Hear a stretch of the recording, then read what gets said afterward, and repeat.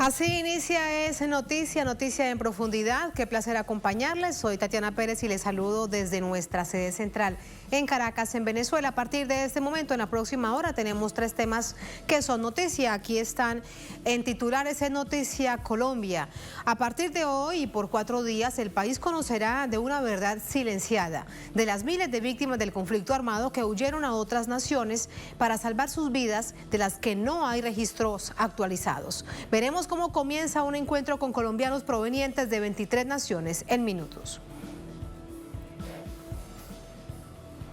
En Noticias Centroamérica, el Departamento de Estado de Estados Unidos revela la lista Engel sobre políticos y empresarios a quienes considera corruptos en países del llamado Triángulo Norte.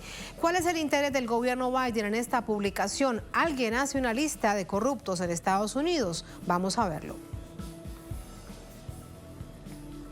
En Noticia México, el presidente López Obrador llega a la mitad de su mandato con más del 60% de aprobación. Hace 3 años, tras un contundente triunfo, AMLO prometía implementar la llamada cuarta transformación del país, gobernar para los pobres y acabar con la corrupción. ¿Cómo van estas promesas? Vamos a analizarlo. Noticia casi comienza. Bienvenidos, bienvenidas.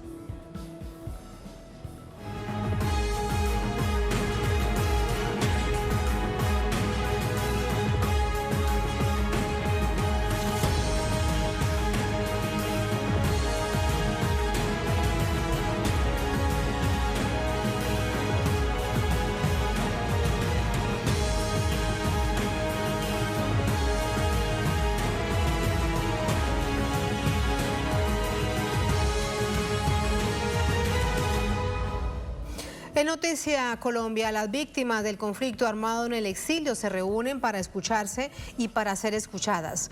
No solo buscan justicia, exigen ser reconocidas ante un Estado que no tiene un registro nacional referente a esta realidad que ha tocado por lo menos a 500.000 ciudadanos colombianos.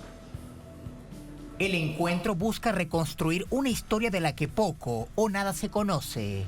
Será de 4 días y reúne a más de 50 víctimas en el exilio que viajaron a Colombia desde 23 países del mundo para participar en el 6º Foro Internacional de Víctimas. Son escuchadas por el Sistema Integral para la Paz, conformado por la Jurisdicción Especial para la Paz, la Comisión para el Esclarecimiento de la Verdad y la Unidad de Búsqueda de Personas, dadas por desaparecidas. En esta primera jornada, las víctimas y sobrevivientes del conflicto armado hicieron entrega de 4 informes que relatan el impacto de la guerra sobre quienes fueron obligados a abandonar el país.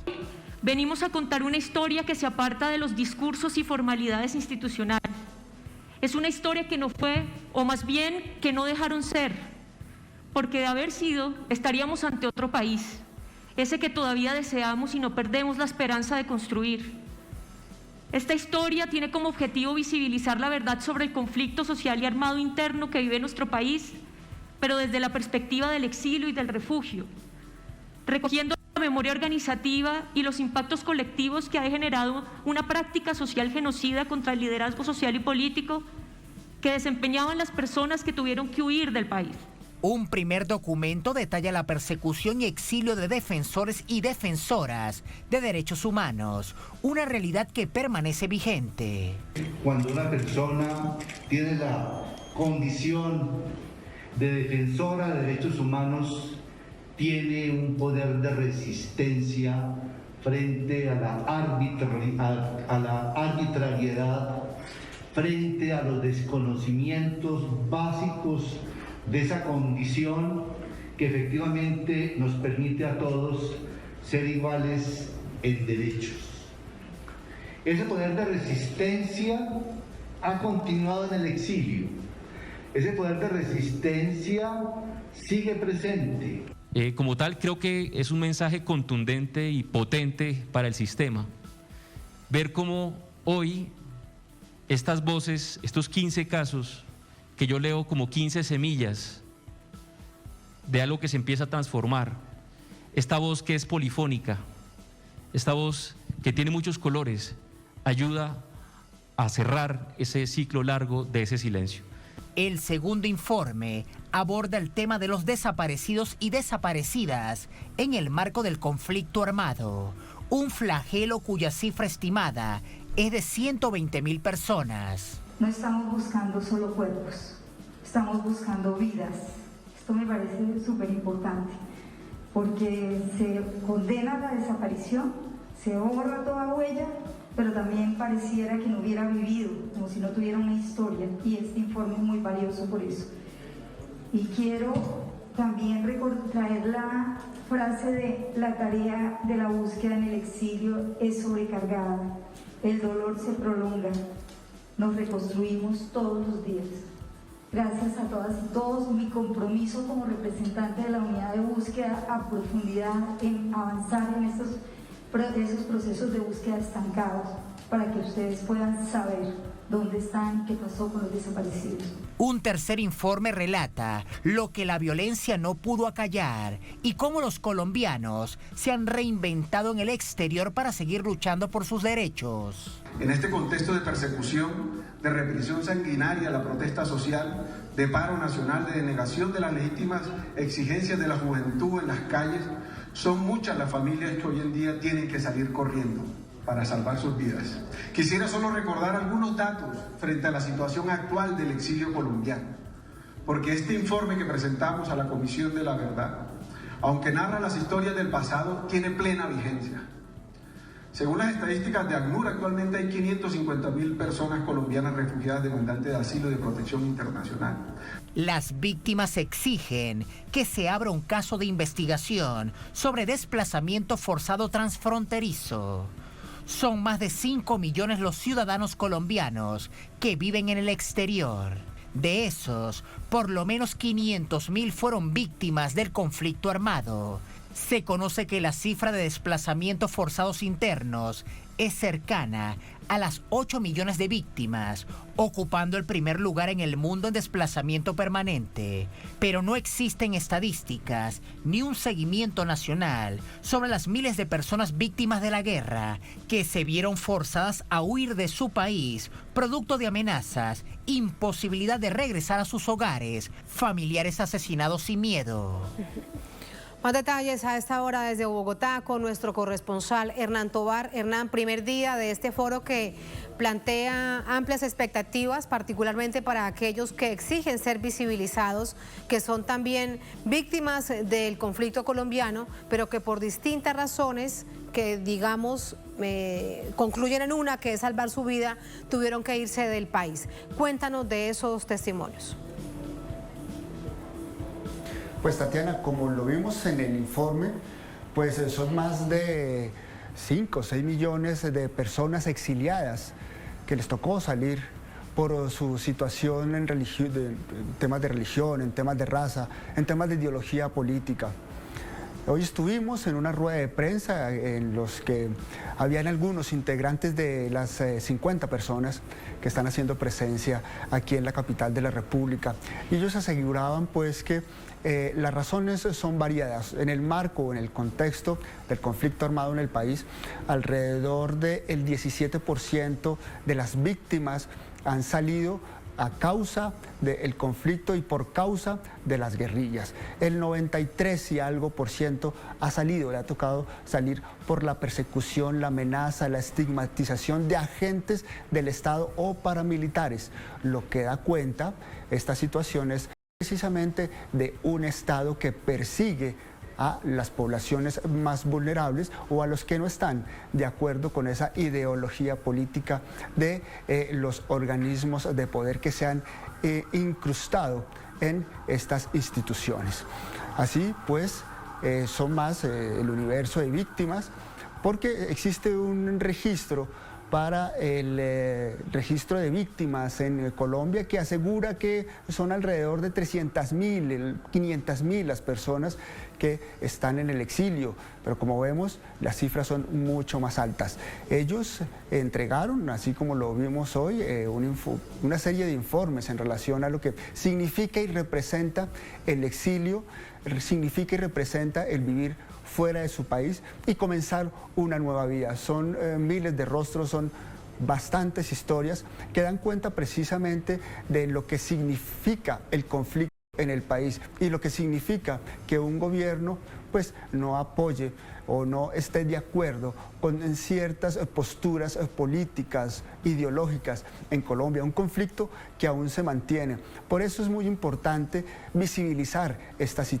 historias y la importancia de allí, pues en estos foros que se van a desarrollar en Colombia, escuchar a estas víctimas que han sido expulsadas de su territorio, escuchar a esas víctimas, esos testimonios de estas personas invisibilizadas y que les tocó a partir de ese marco del conflicto en el que aún seguimos, pues comenzar una nueva vida fuera de su país y todo lo que eso significa. Aquí están reconstruyendo la memoria y aportando a la verdad, esa que es tan esquiva para los colombianos, esa que algunos no quieren aceptar y por eso sigue el conflicto en el país.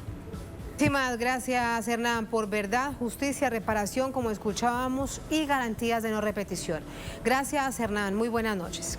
Vamos a profundizar en ello con Elizabeth García. Es indígena arhuaca de la Sierra Nevada de Santa Marta, exiliada en Canadá hace 12 años. Es abogada en Colombia y en Canadá, es defensora de derechos humanos. Ha venido también para contar parte de su historia en este foro internacional. Está con nosotros desde Bogotá.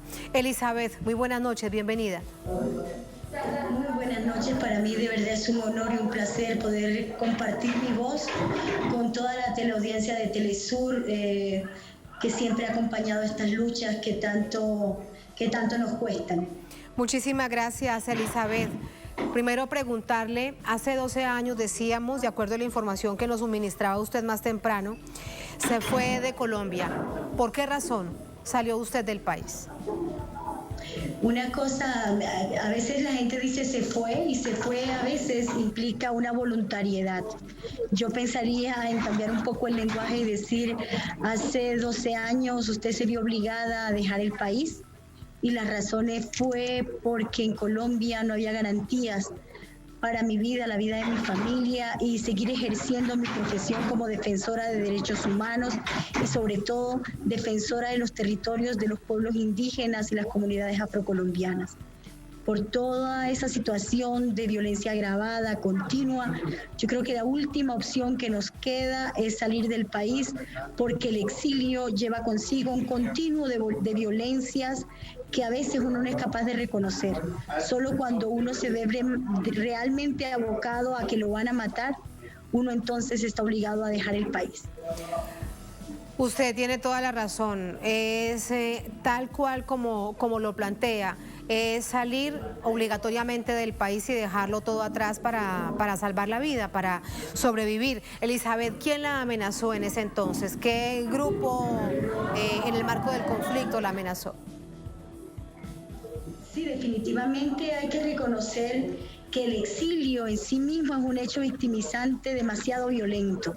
Es un hecho que se extiende en el tiempo y en el espacio y que es una carga muy difícil de llevar, que es una carga además que se lleva solo, porque a diferencia de las víctimas que se quedan en Colombia, a nosotros nos toca irnos con esa carga de dolor solos y solas, y yo creo que uno es porque somos en conjunto, y cuando a ti te exilian para callar tu voz y para olvidar que perteneces a un colectivo. Yo creo que la dulce venganza del exilio es saber que organizaciones como el Foro Internacional de Víctimas son capaces de recomponer una sociedad colombiana que se encuentra más allá de las fronteras y que se ha convertido en el eco de denuncias y de apoyo a la lucha social colombiana. Sí, usted sale con su familia, como me dice, de la Sierra Nevada de Santa Marta, una región lamentablemente marcada también por el conflicto armado interno. ¿Ha cambiado algo desde que usted se fue? En realidad yo trabajaba sobre todo en la zona del Pacífico y en Bogotá. Yo no trabajaba en la sierra, pero da mucha tristeza que 12 años después la situación de Colombia no ha cambiado, se ha agravado. Pareciera que a Colombia le cuesta más muertos soñar con la paz que vivir en guerra. Esa frase yo creo que tenemos que repetirla porque tendría que darnos vergüenza que un conflicto que lleva más de 50 años nos haya desangrado como país y que hasta el momento no seamos capaces de dialogar entre diferentes. Yo creo que es el momento de parar y es el momento de pensarnos como un país unido que ve la diferencia y la diversidad como una riqueza y no como un obstáculo. Le preguntaba además, ¿qué grupo la amenazó a usted y a su familia, Elizabeth? Efectivamente, yo soy víctima del Estado. Yo tenía protección del Estado colombiano como lideresa de derechos humanos y aún protegida por el Estado colombiano fue el DAS quien lamentablemente me hizo padecer muchos sufrimientos y son cosas que uno no olvida, sabiendo que es un Estado que tiene que ser un Estado protector, que tiene que ser un Estado garante de que la lucha social y la defensa de los derechos humanos no sea criminalizada. A mí me sacó el Estado. ¿Y usted tenía esquema de seguridad, Elizabeth, como defensora de derechos humanos? Sí, efectivamente lo que se criminalizó en mi caso, como en el caso de muchos defensores y defensoras de derechos humanos, fue la posibilidad de soñarse un país diferente. Un país en que no implementa el acuerdo de paz, lamentablemente, Elizabeth. ¿Usted cómo ve esta situación? Hacia afuera, el gobierno del presidente Duque dice que se está implementando, pero hacia adentro la realidad es totalmente distinta. No se implementa el acuerdo de paz, salvo algunas experiencias particulares, como por ejemplo en las zonas en donde se encuentran los exmilitantes de las FARC. Efectivamente, hay una cosa que duele muchísimo y es la cantidad de firmantes del acuerdo que han sido vilmente asesinados. Personas que creyeron también en la buena fe y que soñaron con reinsertarse para empezar a soñar un país diferente. Yo creo que la mayoría de víctimas que estamos en el exilio soñamos un retorno con la firma de los acuerdos de paz que lamentablemente no se han cumplido. Yo me siento muy orgullosa, sin embargo, de los acuerdos de paz que por primera vez ven a la mujer como un sujeto de derecho, que es capaz de pensarse la paz desde el hecho de ser mujer, que tiene un capítulo étnico, pero que además se piensa el exilio. Yo creo que los acuerdos de paz nos hacen pensar y nos hacen soñar en que es posible un país como Colombia rico en diversidad. Lamentablemente estamos en una situación peor que cuando se firmó el acuerdo de paz o incluso antes. Estamos en una situación de desprotección donde a nivel internacional se piensa que Colombia, porque firmó los acuerdos de paz, pues ya estamos en paz. Y lamentablemente la paz no se hace con escribirla, la paz se hace con acciones, que estamos justamente aquí en Colombia reclamándole al Estado e incluso a la sociedad misma, que reconozcamos nuestras culpas, que seamos capaces de pedirnos perdón y que empecemos a pensar en una reconciliación, pero también una reconciliación que no implique olvidar, porque si olvidamos estamos seguramente abocados a repetir la historia, una historia que nos ha costado demasiada sangre. Baño de sangre que lamentablemente se mantiene producto del asesinato de los defensores de derechos humanos, activistas sociales y también los ex integrantes de las FARC. Solamente están las cifras allí en este año 2021. Ahora, ¿por qué, Elizabeth, cree usted que toda esta situación de aquellas personas que han tenido que salir para salvar sus vidas, hoy considerados refugiados colombianos en el exterior, según las estadísticas más discretas son 550.000 colombianos en el exterior? Es un capítulo del que aún no se habla en Colombia, del que no se tienen registros claros, que no hay un Estado abocado también a atenderlos y a saber qué pasa con todas estas personas colombianas fuera del país. ¿Por qué cree usted que pasa esto? Yo creo que hay un problema de subregistro enorme y que obedece a varios factores, entre ellos que te piden que te registres con un Estado en el que no confías porque no es un Estado garante de derechos humanos. Esa es la primera situación. La segunda es que si tú te fuiste para esconderte, es imposible que quieras dar la cara por registrarte. La tercera es que al Estado no le conviene y está incluso negando que existimos víctimas del exilio y quiere tratarnos como si fuéramos sobrevivientes de un conflicto, cuando no. Yo creo que a las cosas hay que nombrarlas por su nombre. Yo creo que aquí no hubo asesinatos colectivos, hubo masacres y siguen habiéndolas. Yo creo que hubo falsos positivos. Yo creo que hay que darle el poder al lenguaje que se merece. Reconocer que hay alrededor de 6 millones de colombianos en el exilio, por una o por otra situación, y que 500.000 personas en el exilio nos sentimos muy orgullosos de llamarnos víctimas, no como una categoría humana, sino como la posibilidad de reivindicar derechos. Eso cuenta, pero dice mucho de que de estos 500.000 el Estado no haya reconocido ni siquiera el 10%. Nosotros estamos aquí para decir que vale la pena pensar en un retorno, claro que sí, pero que tiene que ser un retorno voluntario y con condiciones de dignidad. Y eso implica que el Estado trabaje para que finalmente en Colombia se den las condiciones básicas para tener niveles de vida dignos para todos y para todas. Yo creo que el tema de esta enfermedad global nos ha hecho pensar en que si efectivamente es una enfermedad que nos ha atacado a todos y a todas, es cierto que también se ve exacerbada en pueblos que históricamente han sido discriminados y empobrecidos. Toda esta cantidad de cosas nos tiene que llevar a pensar en qué tipo de país queremos ser. Es una gran oportunidad el acuerdo de paz y el marco que nos genera este sistema integral de paz. Es una gran oportunidad para pensarnos como país diferente. Por último, Elizabeth, ¿hay aprehensión por este regreso para participar en este encuentro, para mantener su vida y la de su familia protegida, teniendo en cuenta que fue el propio Estado el que la obliga a usted a salir del país? Y allí rápidamente preguntarle sobre la esperanza que hay en la Jurisdicción Especial para la Paz, alrededor de ella el marco que se ha establecido para atender y poner a las víctimas en el centro de toda esta situación, de pensar además realmente en una paz posible. Exactamente. Lamentablemente el sonido no es el mejor, pero yo sí quiero dejar como un mensaje al final, y es que las voces del exilio están regresando al origen del conflicto para unirse al clamor social que estalló en Colombia. Nosotros queremos seguir siendo una sola voz con el estallido social que ya no hay como parar. Colombia ya no es el mismo país. Colombia ya no tiene miedo. Colombia es capaz de salir y tomarse las calles. Colombia es capaz de reclamar justicia. Y aquí estamos los que nunca nos hemos ido, para unirnos a esa voz colectiva y decirles: tenemos que trabajar, tenemos que soñar con una paz que sea estable, duradera y garantista de derechos. A eso nos estamos refiriendo y por eso estamos aquí, víctimas de 23 países diferentes, imagínense ustedes. Colombia está regado a lo largo y ancho del planeta y nosotros hemos sido la voz denunciante, la voz vigilante, los ojos que están por todos lados vigilando y acompañando procesos sociales de base que los y las colombianas siguen dando luchas hoy por hoy en las calles, pero siempre desde cualquier lugar donde nos encontremos, porque podrán acallar muchas cosas. Nuestro mensaje sobrevive incluso a nuestra propia muerte.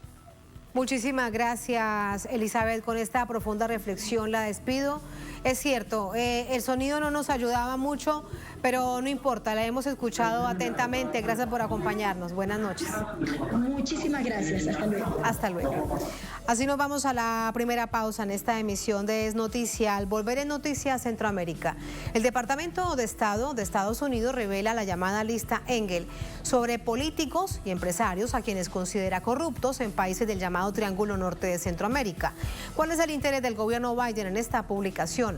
Además, alguien hace una lista de presuntos corruptos o a quienes considera corruptos en Estados Unidos. Bueno, son asuntos que analizamos al volver en Es Noticia.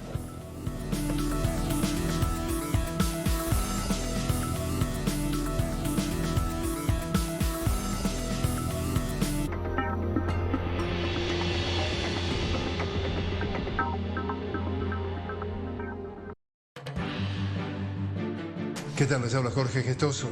Te invito a que me acompañes en un nuevo programa en donde estaremos analizando el centenario de la fundación del Partido Comunista de China con otro notable invitado, José Luis Centella, presidente del Partido Comunista de España, directamente desde Málaga, solo por Telesur. Notables con Jorge Gestoso. Hoy, solo por Telesur.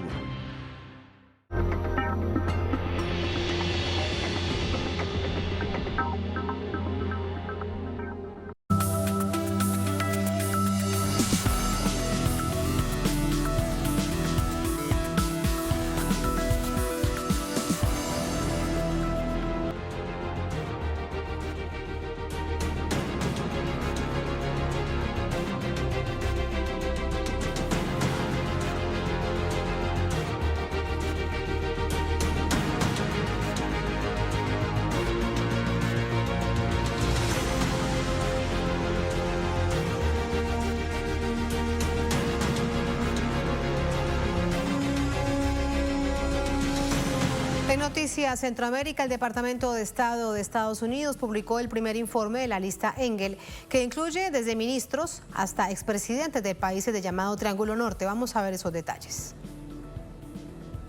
55 funcionarios centroamericanos fueron señalados por el gobierno de Estados Unidos de corrupción en la denominada lista de Engel, donde se establece como sanción que no podrán entrar al país norteamericano. De ellos, 14 son salvadoreños, 20 guatemaltecos y 21 son hondureños.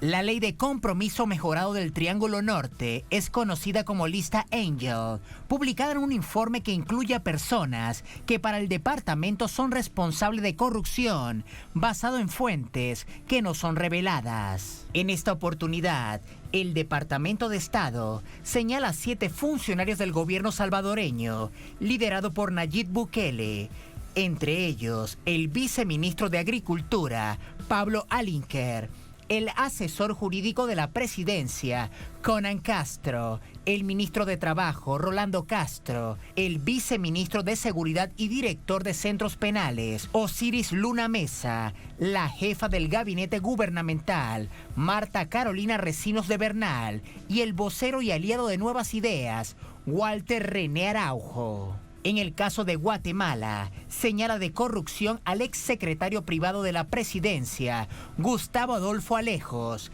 al diputado Felipe Alejos Lorenzana, la exdiputada Delia Bach Alvarado, al actual alcalde de Joyabag, Florencio Carrascosa Gámez, al expresidente Álvaro Colón Caballeros, al magistrado Manuel Duarte Barrera, de la Corte Suprema de Justicia, al diputado Boris España y al excongresista y excandidato presidencial Mario Estrada. Y de Honduras fue señalada incluso la ex primera dama, Rosa Elena Bonilla de Lobo, junto a otros 20 funcionarios, entre ellos el actual representante del Congreso, Gustavo Alberto Pérez, el excongresista Augusto Cruz Asensio, el actual representante del Congreso, José Discúa Elvir, y Rodolfo Irias Navas, actual representante del Congreso, y a José Porfirio Pepe Lobo Sosa, expresidente de Honduras. A las personas incluidas en este informe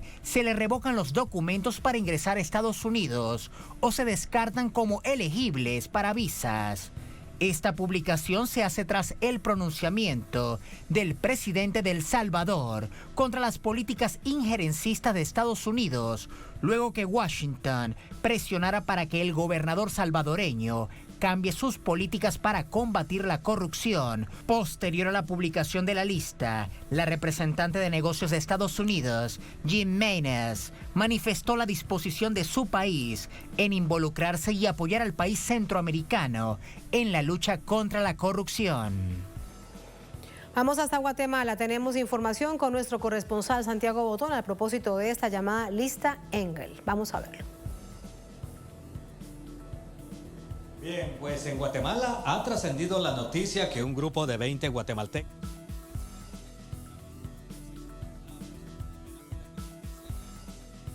extrema derecha, como el caso de Ricardo Méndez Ruiz, incluidos en la lista Engel del Parlamento. Tenemos la dificultad en la comunicación con nuestro corresponsal Santiago Botón en Guatemala. Vamos con el análisis. Nos acompaña para ello Sandino Asturias, analista internacional, politólogo, coordinador del Centro de Estudios de Guatemala, SEC. Nos acompaña desde Ciudad de Guatemala. Sandino, ¿cómo te va? Muy buenas noches. Bienvenido. Buenas noches, Tatiana. Un abrazo. Muchísimas gracias. Primero conocer el momento, porque pensando en Estados Unidos, hay que mirar todas las aristas de las razones cómo actúan en términos de política exterior, así que por allí comenzar. El momento en que el gobierno de Estados Unidos publica esta lista, ¿cuál es tu opinión? Mira, yo pienso que la mayoría de miembros de esa lista han estado y son activistas republicanos y trompianos. Es decir, aquí la extrema derecha guatemalteca, los más cercanos a la extrema derecha fascista, han comulgado con Donald Trump, con los republicanos, y han sido los que más tuvieron apoyo de Washington en el periodo pasado. Entonces, igual el respaldo que le dieron a el presidente de Honduras, todo lo que hizo la política exterior de Estados Unidos en tiempos de Donald Trump, me parece que es un intento de mensaje de cambio de política y de aliados. Es decir, en el caso de Guatemala, la extrema derecha fascista está en esa lista y son los más recalcitrantes, corruptos, conservadores y luchadores por la impunidad de los crímenes de guerra, y son los mayores castigados. Casi todos tienen procesos penales abiertos. Entonces no es una novedad. No hay nadie que no está siendo investigado, está en la lista. Es decir, es una lista que se hace prácticamente de las propias investigaciones de los ministerios públicos en cada uno de los países. Lo que significa políticamente es, digamos, los antiguos aliados de Estados Unidos hoy dejan de serlo. Esa es una de las lecturas, intentar cambiar una retórica de una política que se venía dando anteriormente con la administración pasada, pero tiene las mismas características de siempre. Estados Unidos es el policía del mundo, Estados Unidos define extraterritorialmente quiénes son los buenos y los malos, y nadie juzga ni nadie puede hacer lo mismo con los propios funcionarios de Estados Unidos. Entonces, son medidas extraterritoriales, son medidas de intervención. Lo que pasa es que en este caso, y en el caso de Guatemala en particular, lo que vemos es un diferenciamiento muy importante en el apoyo que estaba dando Donald Trump y los republicanos a la extrema derecha guatemalteca, y hoy están en esa lista. Es el caso de Méndez Ruiz, el caso de la Fundación contra el Terrorismo, que efectivamente es una estructura organizada para la impunidad y la corrupción de militares en el conflicto armado. Entonces, Sandino, pero permíteme preguntarte algo. Visto de esa manera, parece entonces más una retaliación de demócratas en contra de republicanos, como un asunto interno dentro de Estados Unidos. Es exactamente. O sea, lo que se ve en las listas particularmente de Guatemala, y por eso los guatemaltecos de la extrema derecha se manifestaron en contra de la visita de Kamala, que la acusan de comunista, y con esta lista hoy el Congreso norteamericano va a ser acusado de comunista por parte de esta extrema derecha. Es decir, los procesos vinculados, y hay que ver un antecedente, la lucha contra la corrupción en Guatemala, Ciudadana 2015, y todo lo que pasó, cómo se desmontó la lucha contra la corrupción fue decir que era una lucha ideológica y que la izquierda y los comunistas estaban persiguiendo a la derecha y a la extrema derecha y a los militares. Esa era la retórica para defenderse de lo que estaba pasando en las investigaciones penales. Hoy va a volver a ser igual. Es decir, que sabemos que la extrema derecha es corrupta, está con la impunidad, está con la corrupción, y ahora solo se hace evidente. Y seguramente van a usar la misma retórica aquí para defenderse. Decir que el problema de Estados Unidos es que ahora gobiernan socialistas y comunistas y que por eso los atacan a ellos. Sí, yo me pregunto si es además un intento de Estados Unidos de volver, ahora que bien lo recuerdas, por ejemplo, con la CICIG en Guatemala, y fortalecer en Honduras los sistemas muy similares, obviamente cambiaría el nombre por cada uno de los países, y también en El Salvador. En Honduras recordemos que habían dicho no porque no trasladaban su justicia interna a un proceso judicial internacional. Uno se pregunta si es que lo que hay también detrás de ello es este intento de volver con ese sistema de justicia, digamos, custodiado a través de esta organización al lado de Naciones Unidas.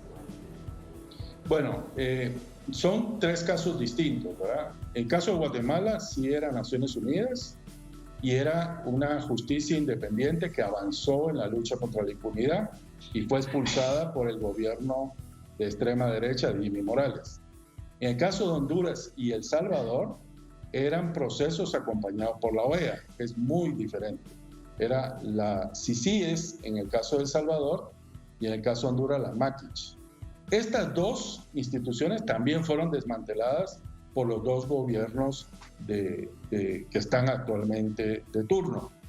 Entonces, eso ya fracasó. O sea, esa manera de intervenir, de la manera de poner instituciones o la justicia internacional como un mecanismo de presión interna, en los 3 países fracasó.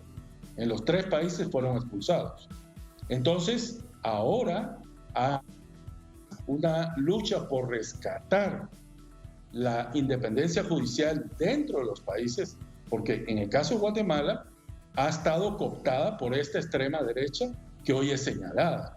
En la lista hay magistrados, hay miembros del Poder Judicial, hay esta Fundación contra el Terrorismo, hay funcionarios, es decir, hay como un intento, por lo menos político, de decir que se está cerca de la ciudadanía y en contra de los corruptos, muy lejos de verdaderas acciones contra la corrupción.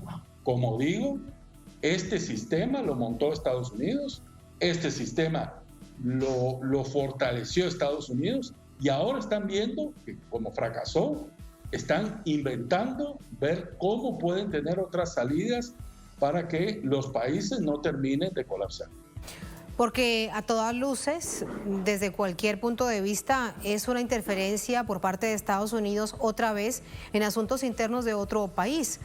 Si hubiesen confiado, por ejemplo, para el caso de Guatemala, que acompañaban siempre a la CICIG en el proceso de transparencia e independencia del Poder Judicial, entonces no tendría por qué aparecer una lista de estas.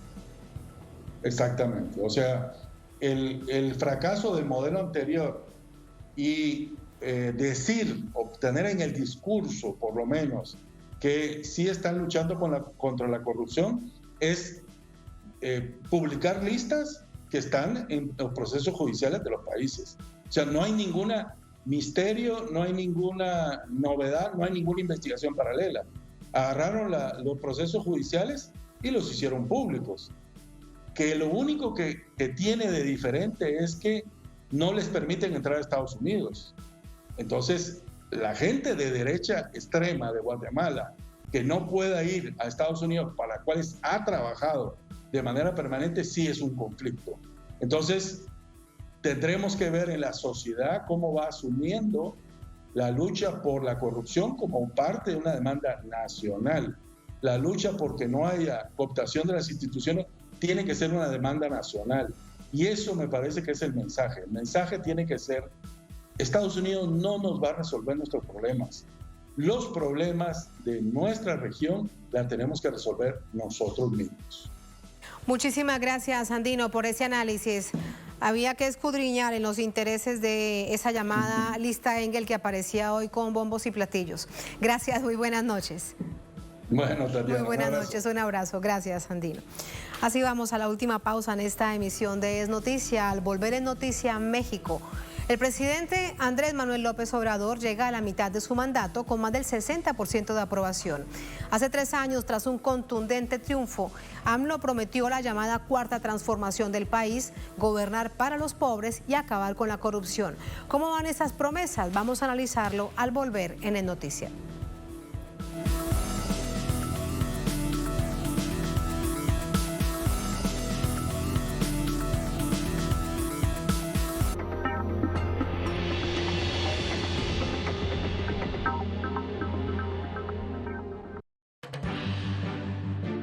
¿Qué tal? Les habla Jorge Gestoso.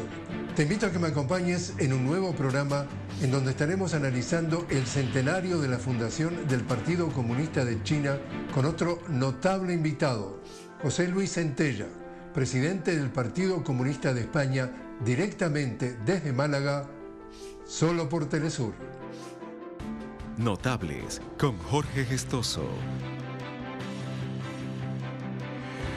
Hoy, solo por Telesur.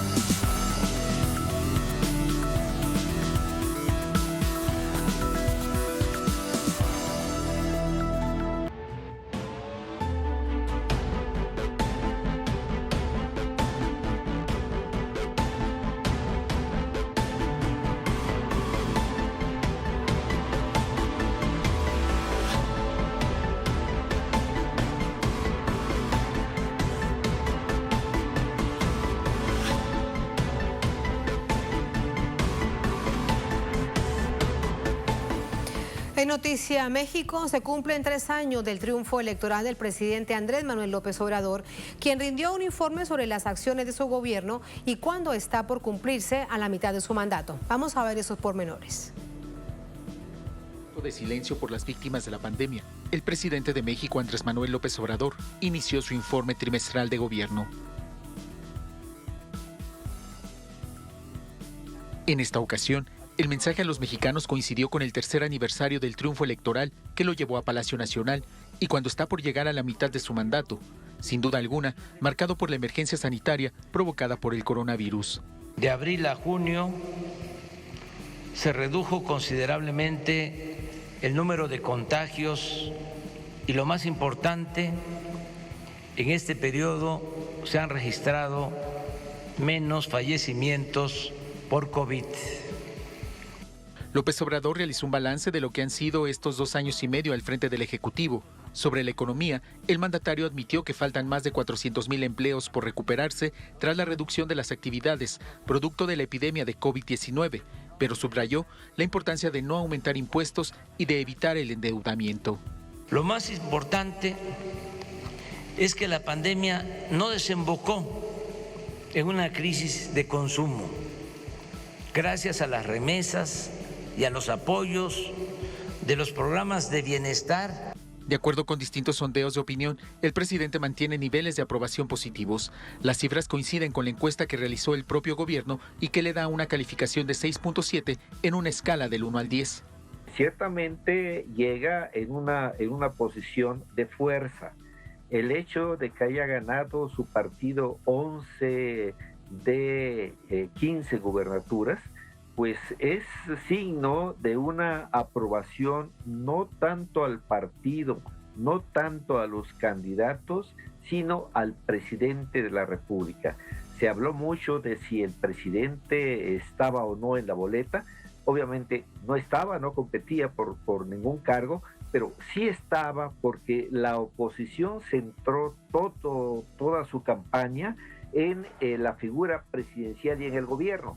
En lo subsecuente, la cabeza del gobierno de la llamada Cuarta Transformación deberá dar cumplimiento a las promesas de concluir las obras de infraestructura iniciadas, entre ellas un aeropuerto, el Tren Maya y la refinería de Dos Bocas, además de garantizar los recursos necesarios para consolidar los programas sociales.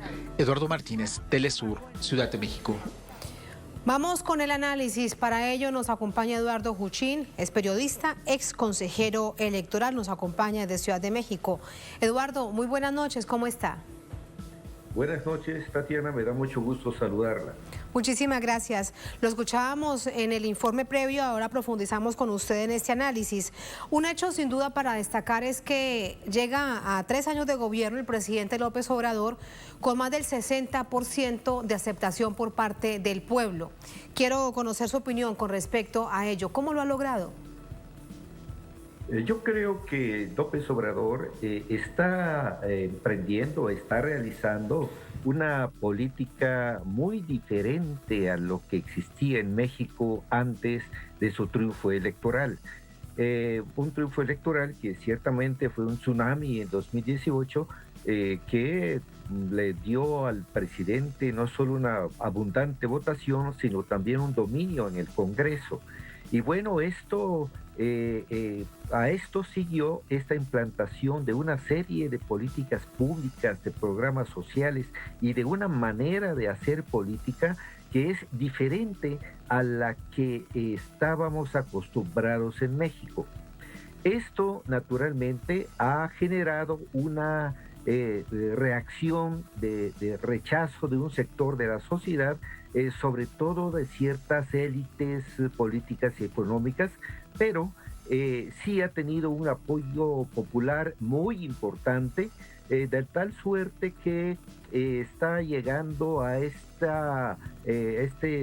la cercanía del inicio de su la segunda mitad de su gobierno en posiciones de fuerza, en posición de dominio en el Congreso, no absoluto por supuesto, y con una serie de triunfos en las gubernaturas estatales muy importante.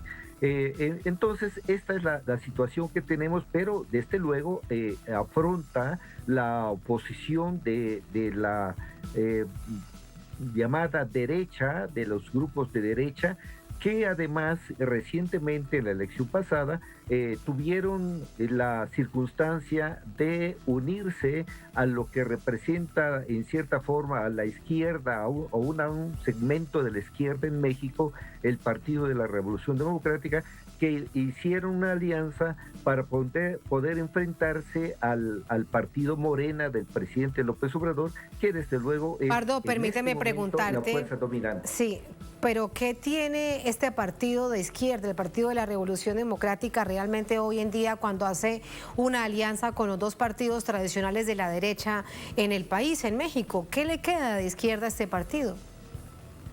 En efecto, porque hay una condición de disminución de fuerza del Partido de la Revolución Democrática, del PRD, que la única manera de tener presencia que encontró pues fue aliarse nada menos que con su antagonista tradicional, que es el Partido Acción Nacional, y con el partido antes dominante por décadas en México, que es el Partido Revolucionario Institucional. Como quiera que sea, esto tuvieron que hacer estos tres partidos porque aisladamente pues no representaban realmente una oposición importante al poder dominante de Morena, un poder dominante que está muy vinculado a la figura presidencial. Morena sin López Obrador pues no sería lo que es en este momento. Así está la división de fuerzas en este país, que pues la oposición, por otra parte, esta alianza de tres partidos, habrá que ver si continúan, porque ciertamente sus programas, su manera de hacer política, sus ideologías, pues son distintos. Pero bueno, habrá que ver si esta alianza que siguió en lo electoral se mantiene en el Congreso de la Unión de México. Esto está por verse. Esto está por verse. Hay uno de los hechos que son, bueno, muy claros y muy notorios, distintos a los anteriores presidentes, y es la manera en cómo el presidente López Obrador se dirige a la gente. Al saber que los medios corporativos serían sus enemigos porque actúan como operadores políticos, decidió desde el primer momento, y había algunos que no le creían, hacer ruedas de prensa todos los días, muy temprano en la mañana. Hace 3 años lo está haciendo. ¿Qué efecto ha tenido esto? Ha tenido el efecto, Tatiana, de sencillamente dominar la agenda pública de México, porque las llamadas mañaneras, que son esas conferencias vespertinas, pues se han transformado, para bien o para mal, en la principal fuente de información del país. Sea que sean simpatizantes de López Obrador o detractores de López Obrador, que esto ocurre con la mayoría de los medios, lo cierto es que no pueden dejar de atender y de ocuparse de los asuntos que se plantean en la llamada mañanera, que es una forma que ya desde el principio de su sexenio, López Obrador me parece que visualizó la oposición que tendría, el tratamiento que recibiría de los medios tradicionales de información, y quiso dar esta especie de contrapeso a lo que señalan los medios, particularmente lo relacionado con las presuntas noticias que no son sino falsedades y que pues sí hacen daño al gobierno, sobre todo a la práctica de los distintos programas gubernamentales. Entonces esto pues es una manera de establecer una relación diaria, directa con la población, y ciertamente está teniendo buenos resultados, además de que un pequeño sector de la prensa reconoce que es una forma, una suerte de rendición de cuentas en la comparecencia diaria, en el diálogo diario del presidente de la República, del jefe del Estado mexicano, con los reporteros de la fuente presidencial. Esto es algo que no se había visto en México y es una de las cosas por las que digo que este presidente está haciendo las cosas distintas, que por supuesto tiene una penetración en una buena parte de la población y también tiene el rechazo, como es natural en una democracia, de otra parte de la población. Pero digamos que en este cotejo de valoración, pues va ganando hasta ahora el presidente López Obrador. Le queda aún la mitad de su gobierno, 3 años en adelante, Eduardo. Los desafíos para él continuar tal como lo prometía en campaña, como lo ha incluso reiterado hoy, avanzar en el país en el marco de lo que él ha denominado la cuarta transformación.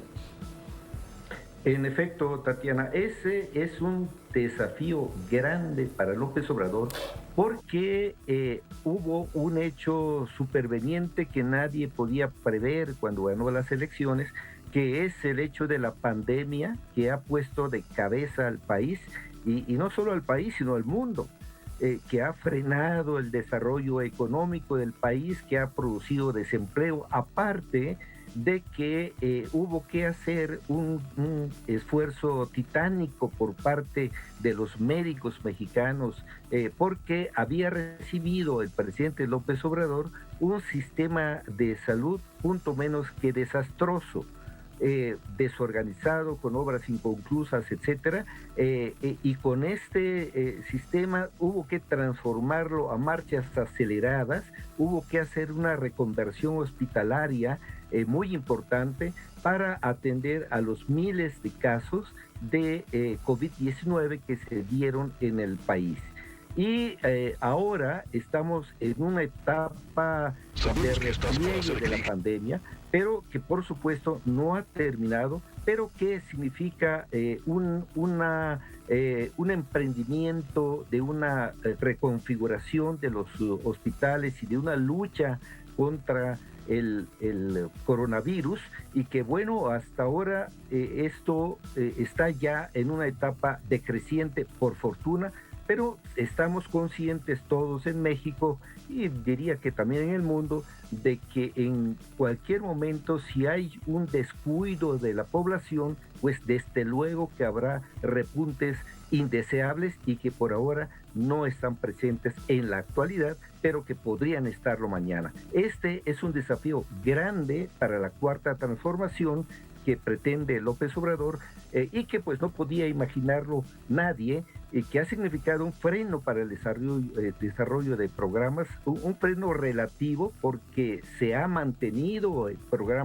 los programas sociales que son la columna vertebral del gobierno de López Obrador, y que por fortuna ya hay visos de recuperación económica. Se habla de un 6% para este año, después de un descenso fuerte en los 2 años anteriores, sobre todo en 2020. Total, que son desafíos grandes, pero ahí está el presidente respaldado por una mayoría de la población, y bueno, es una situación de desafío.